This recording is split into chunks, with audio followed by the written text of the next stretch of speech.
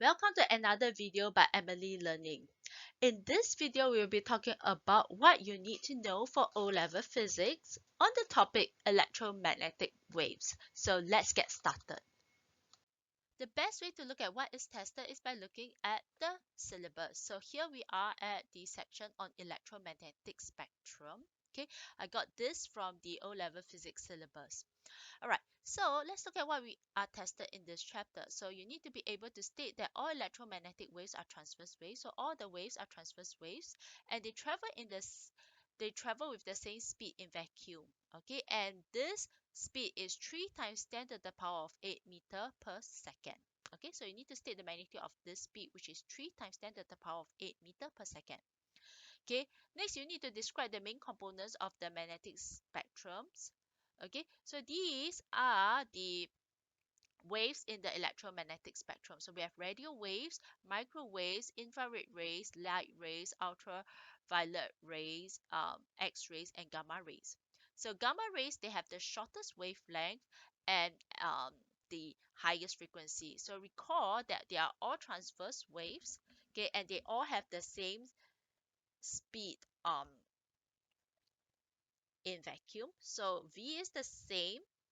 Okay, so the one with the lowest wavelength will have the highest frequency, and we know that these here are arranged according to wavelength. So gamma rays have the shortest wavelength or the highest frequency, and radio waves will have the longest wavelength or the lowest frequency.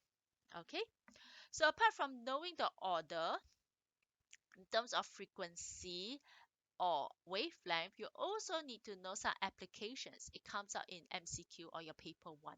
So you need to know some application of radio waves for radios and television communications. For microwaves, is microwave oven and satellite TV.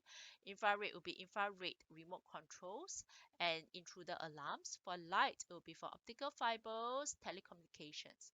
Ultraviolet used for sunbathe is used for sterilization. X-rays for radiological and engineering applications. Gamma rays can be used for medical treatments. Okay, so you need to know this. Okay, then you need to describe the effect of absorbing electromagnetic waves. So it can cause heating, ionization, and it can also result in damage to living cells and tissue. So for example, if you have excessive exposure to gamma rays or maybe to other type of rays, it might cause damage to certain living cells and tissues. So basically, this is what you need to know for the electromagnetic spectrum. It is basically a regurgitation chapter. So you need to know the order of these components in the electromagnetic spectrum. Okay, you need to know which one has the longest wavelength or lowest frequency.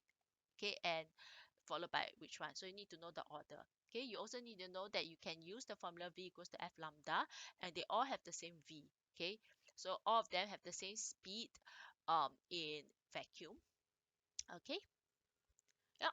So with that, that's it for electromagnetic spectrum. It's just memorize this. Okay, and know that you can apply this formula, and that's all.